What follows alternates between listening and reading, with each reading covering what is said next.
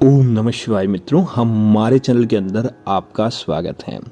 दोस्तों, सावन का महीना अब भगवान भोलेनाथ का महीना माना जाता है और सावन के महीने में भक्तों को दर्शन देने के लिए और भक्तों की मनचाही मुराद पूरी करने के लिए साक्षात भोलेनाथ माता पार्वती के साथ धरती भ्रमण पर निकलते हैं। जो भक्त सच्चे मन के साथ भगवान की भक्ति करता है, भगवान के निमित्त उपाय करता है, उसके जीवन के अंदर कभी भी अंधकार नहीं आता। और जब माता पार्वती और भगवान शिव उनको इस स्थिति में देखते हैं, उनकी पूजा पाठ से प्रसन्न होते हैं, तो वह उन्हें खाली हाथ कभी भी नहीं रखते, उन्हें वरदान देकर ही आगे बढ़ते हैं। तो दोस्तों, आज हम आपको बताने वाले हैं सावन के इस महीने के अंदर अगर आपने यह 4 काम कर लिए तो आपको पूरे साल प्रसन्न रहने की आवश्यकता है, आपको परेशान रहने की आवश्यकता नहीं है।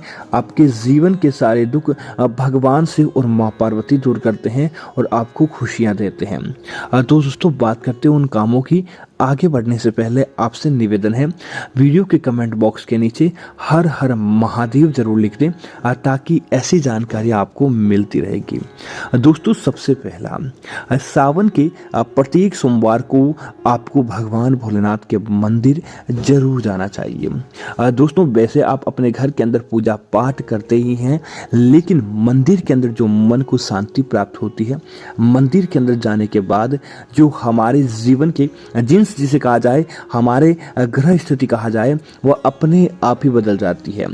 दूसरा, मंदिर में जाने के बाद दोस्तों कोई बुरी नज़र है, किसी प्रकार का साया, किसी प्रकार का दोष, कोई काली दृष्टि है, तो वह दोस्तों मंदिर के द्वार पर ही हमारी किस्मत से हट जाती है और वह हमें दुखी नहीं कर पाती। इसीलिए सावन के प्रत्येक सोमवार या कहे तो पूरे सावन के महीने आपको महादेव के मंदिर जाकर बस साधारण तांबे या पीतल के लोटे में 1 लोटा जल भरें और भगवान शिव के शिवलिंग पर 1 बेलपत्र चढ़ाते हुए अर्पित कर दें।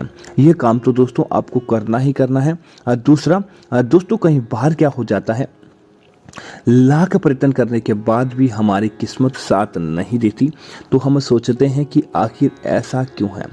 तो आप क्या करें, इस सावन के महीने में 1 लोटा कच्चा दूध लें।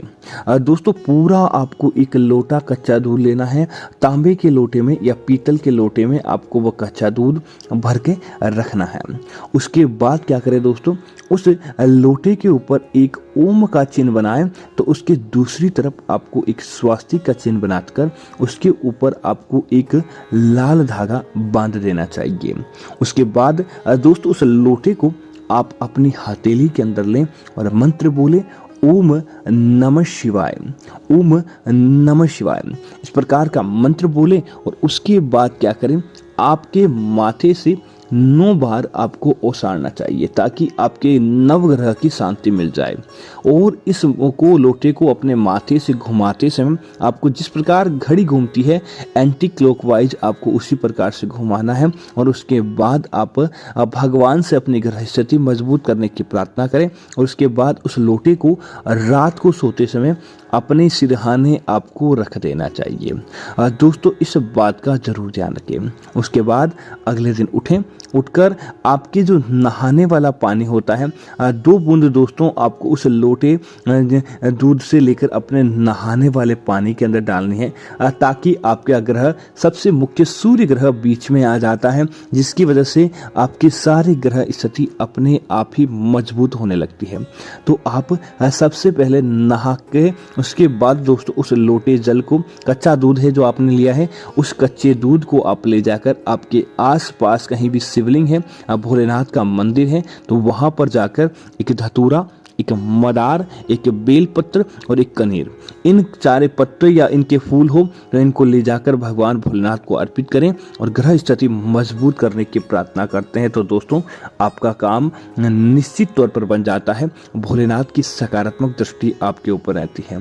दोस्तों, तीसरा काम, सावन के महीने में सबसे ज़्यादा भक्त शिव मंदिर जाते हैं। शिव मंदिर के अंदर जाकर उनको प्रसन्नता का अनुभव होता है। और दोस्तों दूसरा, उस समय साक्षात महाकाल अपने लाखों रूप में शिव मंदिर के अंदर होते हैं। तब आप क्या करें कि सावन में किसी भी एक सोमवार को आप बीड़ा उठाएं कि आप अपने हाथों से उस मंदिर की सफाई करें, या आपसे संभव नहीं होता तो पैसे देकर भी किसी से आप उस मंदिर की साफ सफाई की एक दिन की जिम्मेदारी आप स्वयं लें। उस मंदिर की सीढ़ियों से झाड़ू आप स्वयं निकालें, और बाकी झाड़ू आप किसी से बोलकर निकलवा सकते हैं, या आप स्वयं निकालते हैं, या मंदिर की साफ सफाई करने का निर्णय लें। दोस्तों इससे क्या होता है दोस्तों, झाड़ू जिसका जुड़ाव धन की देवी लक्ष्मी से माना जाता है, और यह काम करता है दरिद्रता रूपी कचरे को बाहर फेंकने का। जब आप शिव मंदिर के अंदर जाकर झाड़ू निकालते हैं, शिव मंदिर की गंदगी साफ करते हैं, तो दोस्तों जो व्यक्ति मंदिर की गंदगी साफ करता है, उस व्यक्ति के जीवन की गंदगी, उस व्यक्ति के जीवन की किसी प्रकार की बुराई को समाप्त करने में अब भगवान बिल्कुल भी देर नहीं करते। अगर आपने इस उपाय को किया, बस सावन के महीने में किसी भी एक दिन, और विशेष तौर से दोस्तों सोमवार का दिन हो, सुबह सुबह आप इस काम को कर लेते हैं, तो दोस्तों आपके वारे न्यारे हो जाते हैं। अब भगवान की असीम कृपा आपके जीवन के ऊपर देखने को मिलती है। दोस्तों इस बात का भी ध्यान रखें, जब आप झाड़ू निकालने वाले होते हैं, वह झाड़ू मंदिर का नहीं लें, बल्कि आप अपने घर का भी नहीं लें, नया खरीद कर लेकर आए, क्योंकि घर का झाड़ू मंदिर में दान नहीं किया जाता है, और ना ही मंदिर के झाड़ू से आप निकालें। उसी दिन आप नया झाड़ू खरीदें, और उस झाड़ू से या एक दिन पहले खरीद कर आप झाड़ू निकाल दें। निश्चित तौर पर भगवान की असीम कृपा देखने को मिलेगी, और भगवान की कृपा से आप कभी भी पीछे मुड़कर नहीं देखते हैं। अब दोस्तों सावन के महीने में चौथे काम की अगर बात करें तो क्या करें, किसी भी शिव मंदिर में, दोस्तों सावन का महीना है तो निश्चित तौर पर आपको पता होगा, अनेकों लोग भगवान शिव को कोई बेलपत्र चढ़ाएगा, कोई आक का फूल चढ़ाता है, कोई धतूरे का फूल, कोई धतूरा, इस प्रकार की चीज़ें महादेव को सर्वाधिक मात्रा में चढ़ाई जाती है। तब आपको क्या करना है, किसी भी शिव मंदिर जाएं और वहाँ पर बैठकर भगवान शिव के 108 बार ओम नमः शिवाय इस पंचाक्षरी मंत्र का आपको जाप करना चाहिए। दोस्तों इस मंत्र का जाप करने के बाद आप भगवान शिव के शिवलिंग पर चढ़ाए गए किसी भी एक चीज को, बेलपत्र हो, धतूरा हो, आक हो, मदार हो, आप इनमें से किसी भी एक चीज को अपने साथ वापस आते समय अपने घर लेकर आ जाएं। और अपने घर लेकर आने के तत्पश्चात क्या करें, उसको किसी कागज के अंदर बांधकर आप, और सफेद कागज, इस बात का ध्यान रखिए जो कागज ले या तो पीले रंग का ले या सफेद, अन्यथा किसी प्रकार का अलग रंग का कागज आपको नहीं लेना है।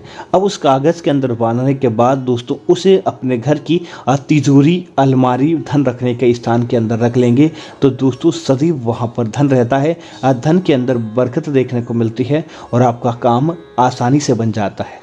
तो उम्मीद है जानकारी आपको अच्छी लगी होगी। ऐसी अन्य जानकारियां देखने के लिए कृपया आप हमारे चैनल को सब्सक्राइब करना ना भूलें, और हमारे वीडियो को लाइक और शेयर करना ना भूलें, ताकि इस प्रकार की जानकारी आपको मिलती रहेगी। धन्यवाद मित्रों, जय श्री राम।